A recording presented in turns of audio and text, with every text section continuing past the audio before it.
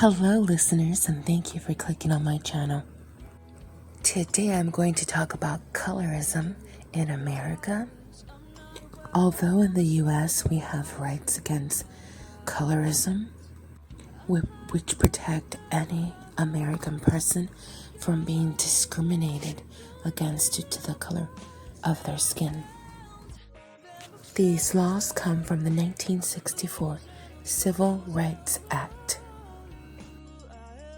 And although these laws are in place and exist, this does not mean that colorism does not exist in the US. In fact, it does. And in many cases, it is very hard to prove.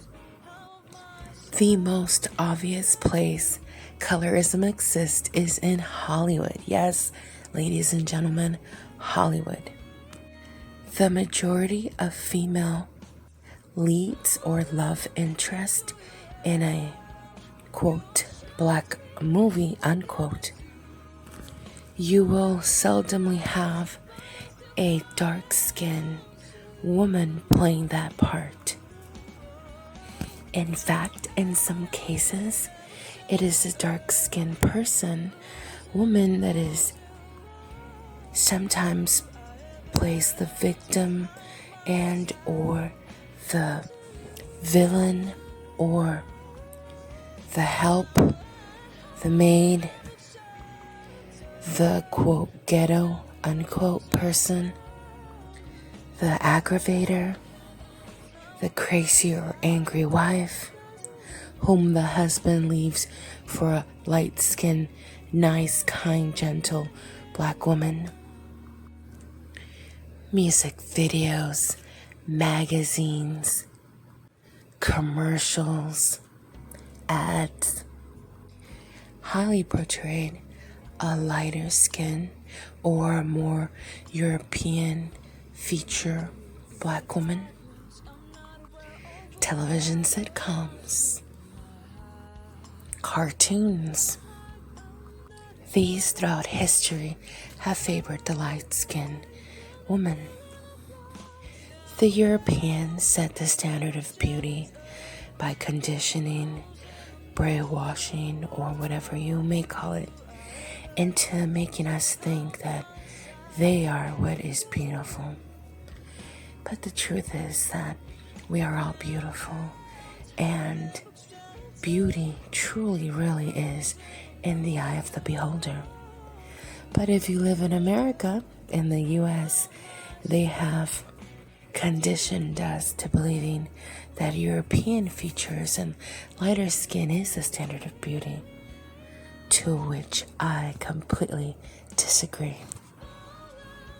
And truth be told, genetically, black,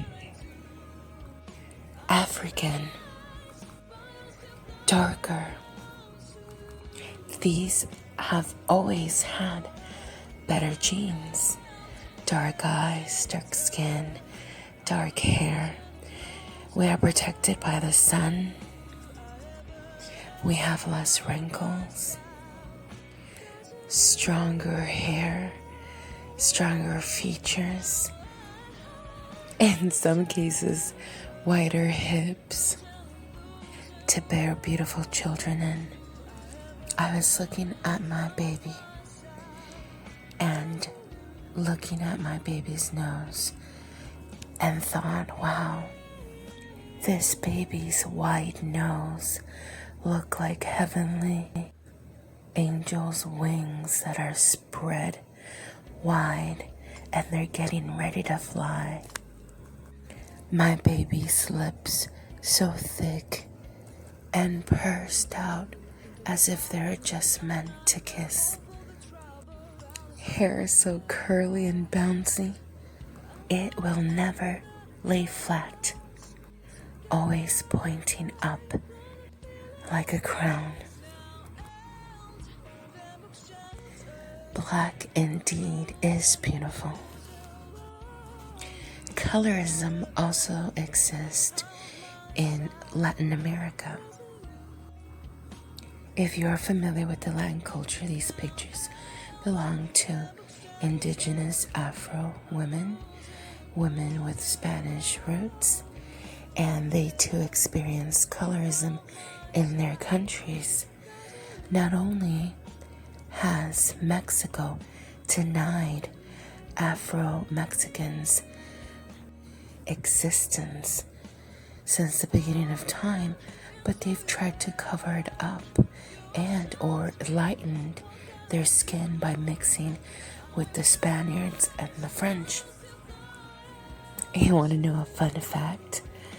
Mexico had a Barack Obama before the US. Yes, one of the presidents is a mulatto, whom I believe was actually the first president of their country. He was African and mestizo. The government recently in 2015 began recognizing the Mexican Afro people of Mexico. And to this day, they are fighting for rights for them. And like in the US, in the media, you also see how all of the darker skinned people there play servants, maids, or poor person or criminals. And all of the actresses and actors that are the lighter skin or have colored eyes play the lead roles. A lot of colorism is very much noticeable in their media. This does not stop in Latin America. In Asia, there is also colorism. Matter of fact, one of the best-selling products they have in Asia is a cream whitener, because the darker skinned Asians do not want to be dark. They want to be light. Dark skin is affiliated to a person working on the fields, in the farms, therefore being exposed to the sun, and their position or status is that of a poor person. It's economic. Therefore, they do not want to be looked as, quote, a peasant, unquote. The roots of colorism run extremely deep. And I tell you, Black people come in all shades, all colors, different cultures, backgrounds, and ethnicities. We have people with 90% African in their DNA. We have people with 9% African in their DNA. This is why I am an advocate of telling our Black brothers and sisters, regardless of the percentage that is in their genes or the amount of melanin that is on their skin, whether you are a light skin, a dark skin, a brown skin, it doesn't matter. We share one common denominator. We have African roots.